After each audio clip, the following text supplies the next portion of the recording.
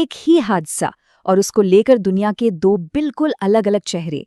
सोचिए, एक तरफ सम्मान में आसमान में उड़ान भरी जा रही है, तो दूसरी तरफ नफरत का एक डिजिटल शोर मचा हुआ है। आज हम यही समझने की कोशिश करेंगे कि कैसे एक ही घटना ने हमें इंसानियत की दो एकदम अलग तस्वीरें दिखाई।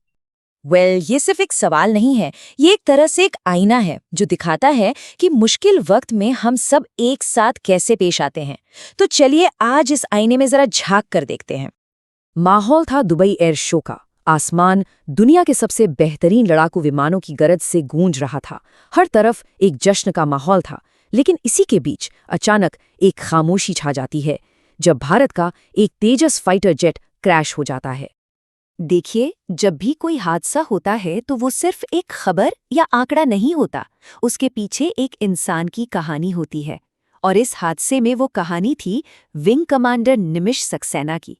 ये सिर्फ एक प्लेन का नुकसान नहीं था, ये एक परिवार के लिए, देश के लिए और पूरी एयरफोर्स बिरादरी के लिए एक बहुत बड़ा नुकसान था। पर कहते हैं ना कि अंधेरे में ही रोशनी की कीमत पता चलती है। इस दुखद घटना के बीच दुनिया के कुछ कोनों से इंसानियत की ऐसी ही रोशनी सामने आई। चलिए पहले कहानी के इस पहलू को देखते हैं जहां सम्मान और एकजुटता ने नफरत को मात दी। तो सबसे पहले बात करते हैं रूस की एयरफोर्स टीम की। वो भी उसी एयर शो में मौजूद थे और उन्होंने इस मुश्किल घड़ी में भारत के साथ खड़े होने का फैसला किया, वो भी एक बहुत ही खास तरीके से।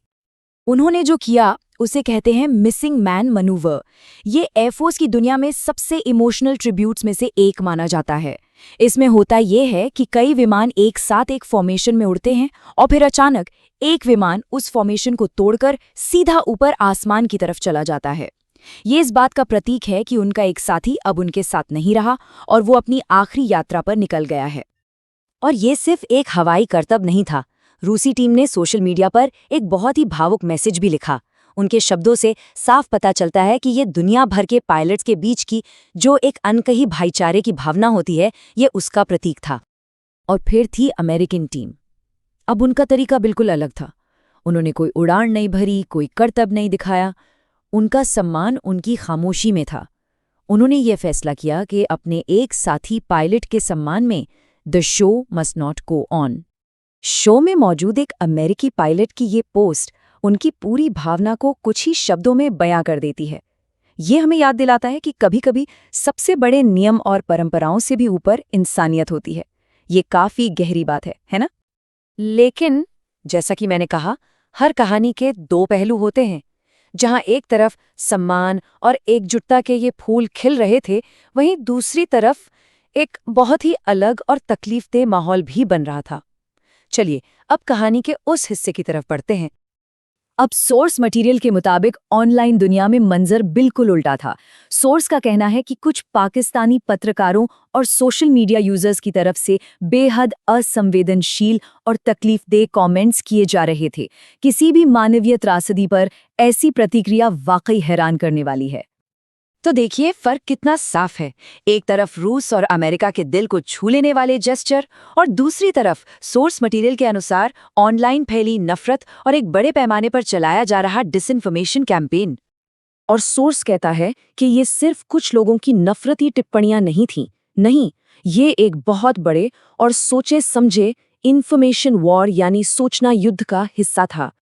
दरअसल इस विश्लेषण में ये बताया गया है कि तेजस प्रोग्राम को बदनाम करने की कोशिशें कोई नई बात नहीं है।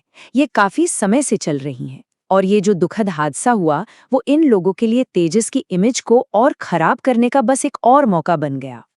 और मजे की बात यह है कि ये प्रोपेगेंडा सिर्फ शब्दों का नहीं था। सोर्स PIB फैक्ट चेक का हवाला देते हुए बताता है कि कैसे आर्टिफिशियल इंटेलिजेंस यानी AI का इस्तेमाल करके तेजस से जुड़े फर्जी वीडियोस बनाए गए और फैलाए गए ताकि एक झूठी कहानी को सच दिखाया जा सके। तो सवाल उठता है कि इस पूरे इन्फॉर्मेशन वॉर का असली मकसद क्या था? सोर्स के हिसाब से मकसद बिल्कुल साफ था। पहला, तेजस की इंटरनेशनल रेपुटेशन को नुकसान पहुंचाना। दूसरा, उसकी टेक्नोलॉजी को लेकर झूठ फैलाना। और तीसरा, इस दुखद हादसे का इस्तेमाल अपने प्रोपेगेंडा के लिए करना। हालांकि सोर्स एक और दिलचस्प बात बताता है कि ऐसे कैंपेन हमेशा कामयाब नहीं होते। वो राफेल जेट का उदाहरण देता है, जिसके खिलाफ भी ऐसा ही एक बड़ा डिसइंफॉर्मेशन कैंपेन चला था। पर नतीजा क्या हुआ?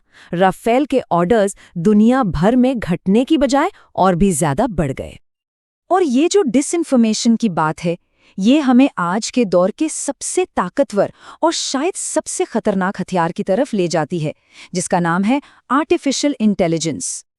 तो आज के इस डिजिटल जमाने में जंग का सबसे नया हथियार क्या है? ये कोई मिसाइल नहीं है, कोई बम नहीं है। इसका जवाब है जेनरेटिव एआई। सोर्स में एक बड़ा ही मजेदार किस्सा है जो दिखाता है कि ये टेक्नोलॉजी कितनी आम हो गई है और लोग इसे कितनी लापरवाही से इस्तेमाल कर रहे हैं।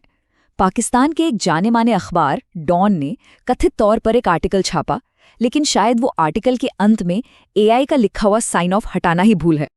हमें शायद इसका एहसास भी ना हो, लेकिन सोर्स के मुताबिक जेनरेटिव एआई आज हर जगह है। हमारे वीडियो गेम्स में, हमारी फिल्मों में, हमारे न्यूज़ आर्टिकल्स में और हमारे सोशल मीडिया पर तो है ही।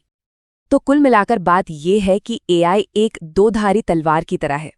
अगर इसे चलाने वाला अनाड़ी है तो वो बहुत बड़ी बड़ी गलतियां कर सकता है, जैसा कि हमने उस अखबार वाले किस्से में देखा। लेकिन अगर इसे कोई माहिर इस्तेमाल करे तो ये एक बेहद ताकतवर टूल बन जाता है। और यहीं पर हम आज की इस चर्चा को एक बहुत बड़े सवाल के साथ छोड़ते हैं। एक ऐसी दुनिया में जहां मशीनें कहानियां लिख रही हैं, वीडियोस बना रही हैं, हम और आप सच और झूठ में फर्क कैसे करेंगे? एक असली श्रद्धांजलि और एक सोची समझी साजिश के बीच की लाइन कैसे खींचेंगे? ये एक ऐसा सवाल है जिसका जवाब हम सबको मिलकर ढूंढना होगा।